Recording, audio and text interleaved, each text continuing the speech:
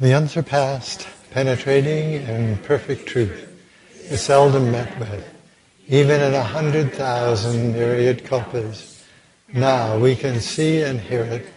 We can remember and accept it. I vow to make the Buddha's truth one with myself. Homage to the Buddha. Homage to the Dharma. Homage to the Sangha.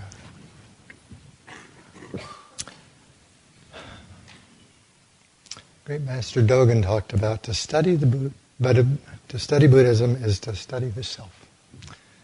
And to study the self is to forget the self. And to forget the self is to be enlightened by all things. And the Buddha taught that there was no self.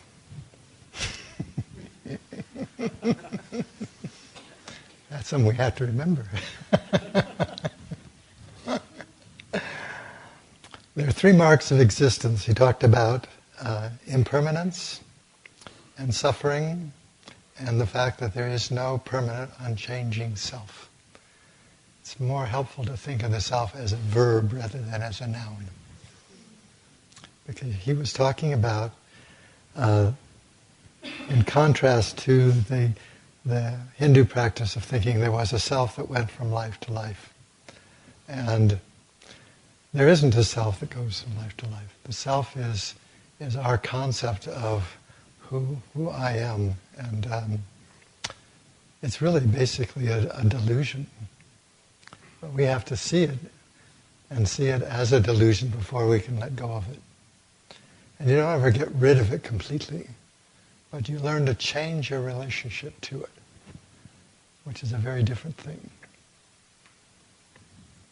I just asked Reverend Traherne, I said, he used to work on top of this 3-story building. I said, do you ever look down when you're up on 3 stories? He says, no, you just pay attention to what you're doing here.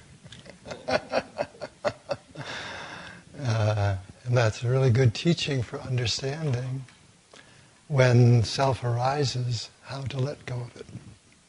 Just come back to paying attention to what you're doing here. We have to see that the self is the source of our suffering if we're going to change it.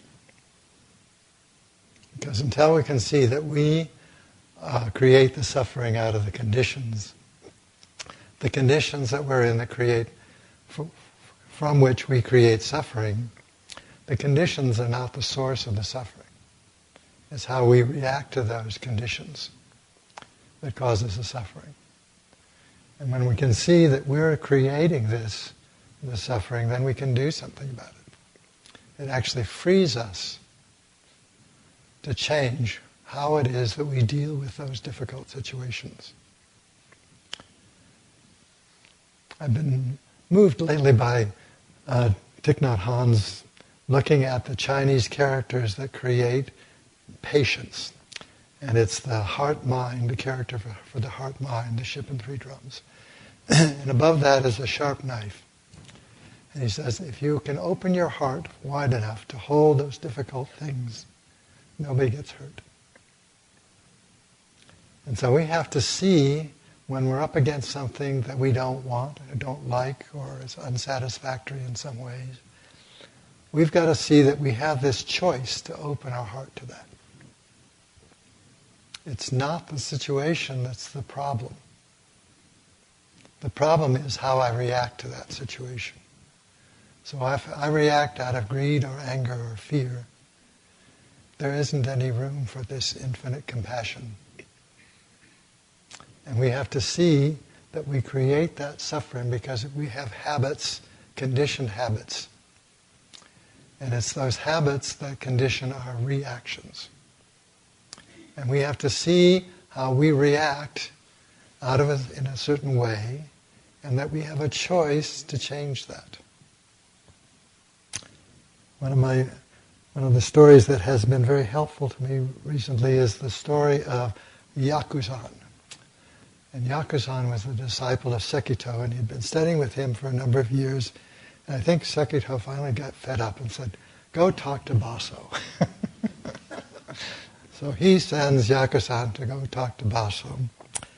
And Yakuzan, when he gets to Baso, said, I've read everything I could find I've studied this for years. I still don't get it. Why did Bodhidharma come from the West? What is this all about?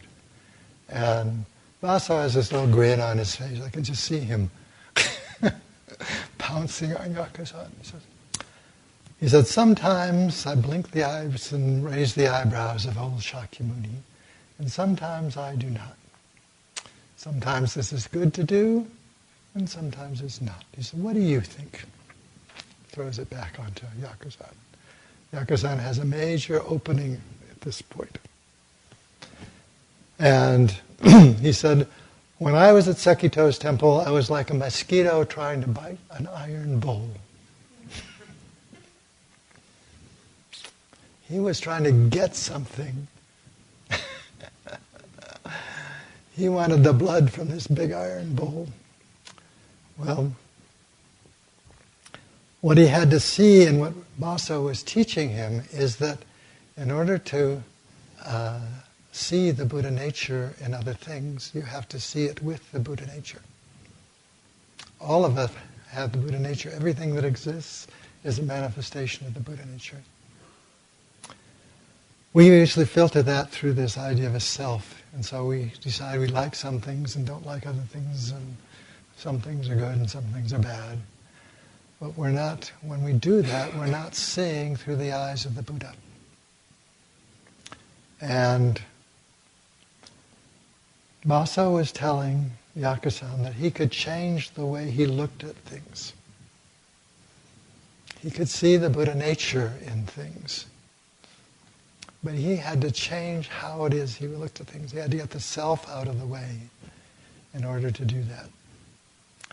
And when you see the Buddha nature in someone else, you see the Buddha nature within you, see it within yourself.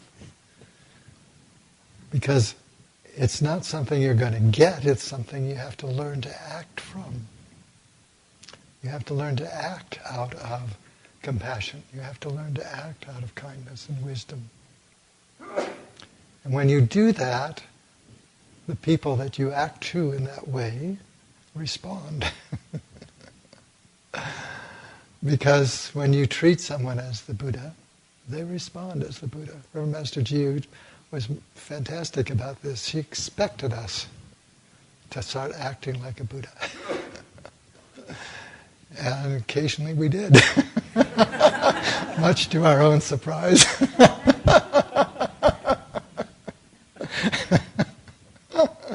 But she could see that in us. And we could see that in her.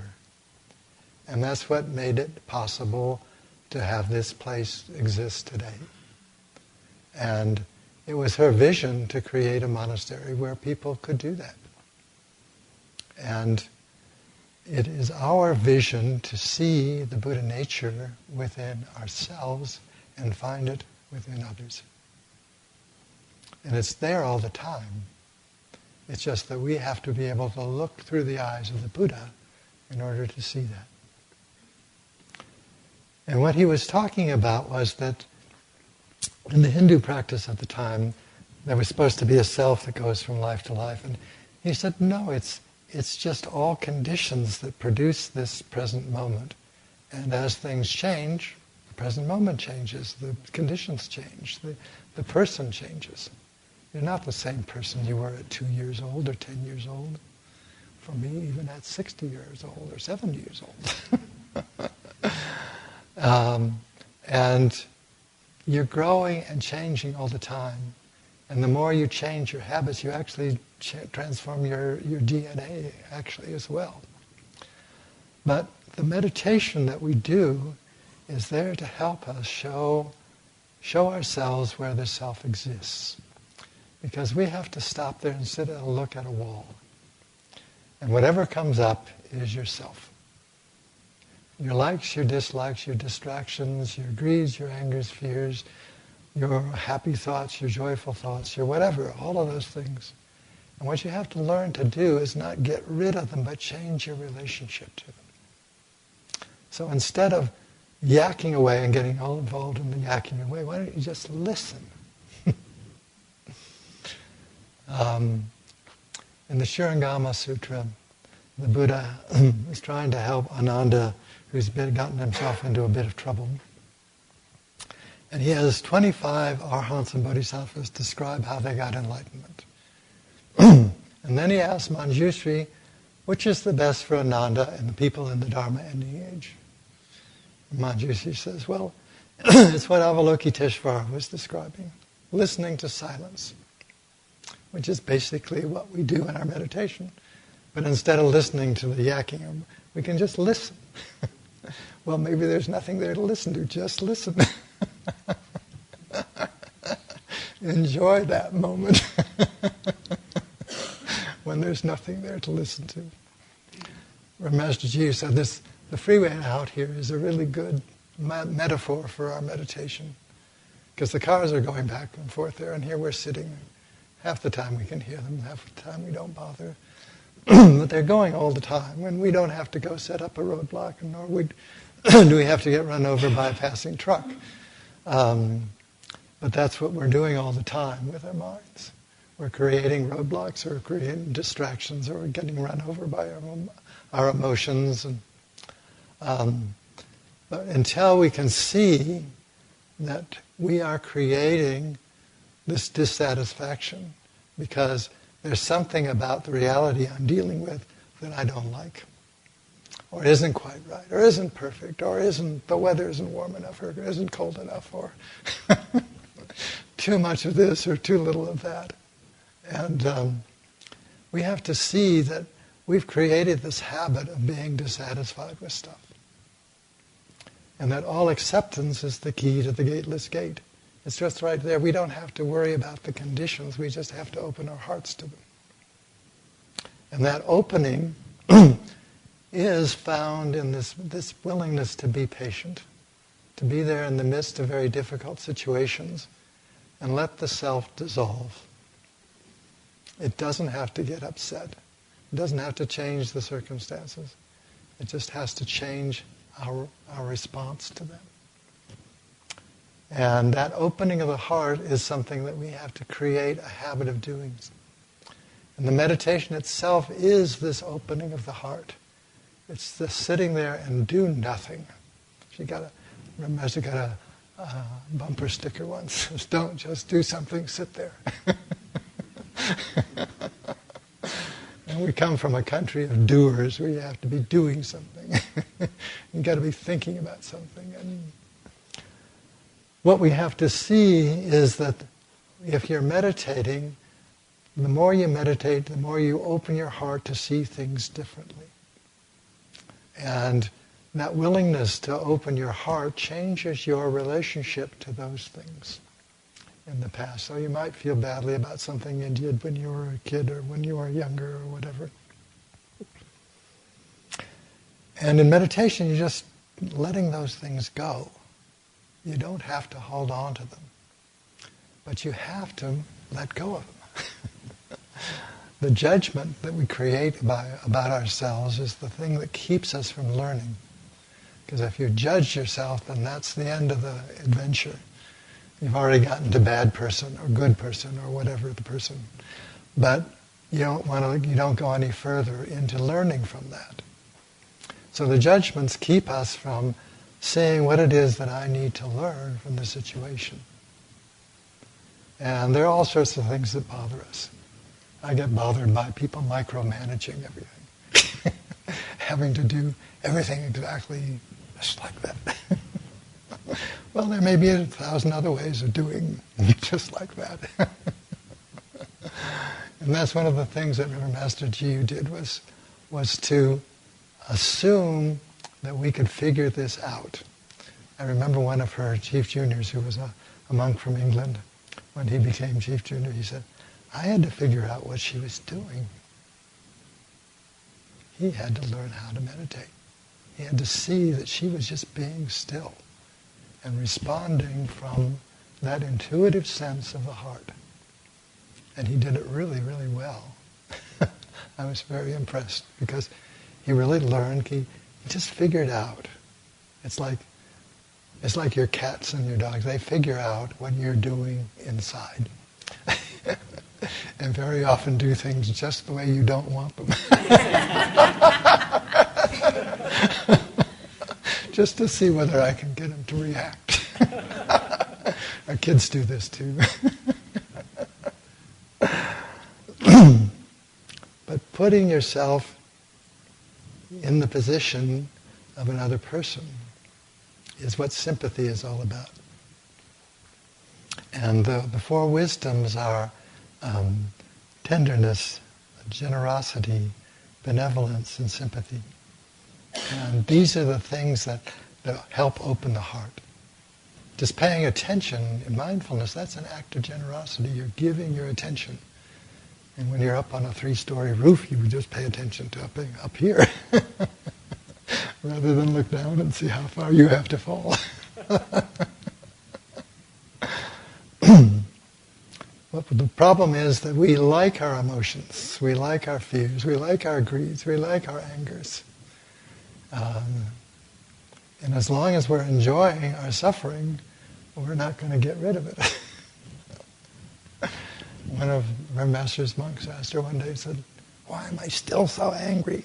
And she said, "Because you're not fed up enough." And we've got to get fed up enough with the self to actually do something about it. And if you get fed up enough, you say, "Oh, I'm not going to go there." You can let it arise, and you don't have to join it.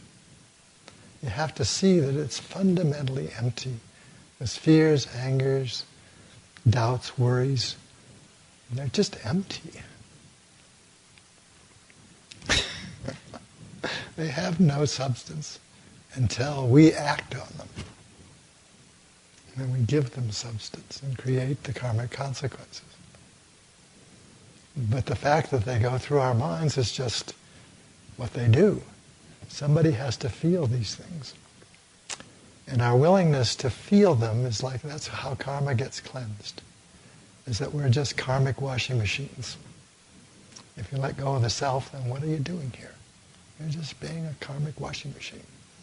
The Eternal is using all of us to clean up old karma. And the way it's cleansed is just to let these things pass through. You don't have to fix them. You don't have to make them into something that's nice or likable. You just have to sit there and let them go through. It's a lot easier than what we're doing to create suffering. And if you're really lazy, you do this easy thing. You don't get yourself all worked up about something somebody said yesterday or 2 minutes ago or 10 years ago. But we come back to those things and we get ourselves upset.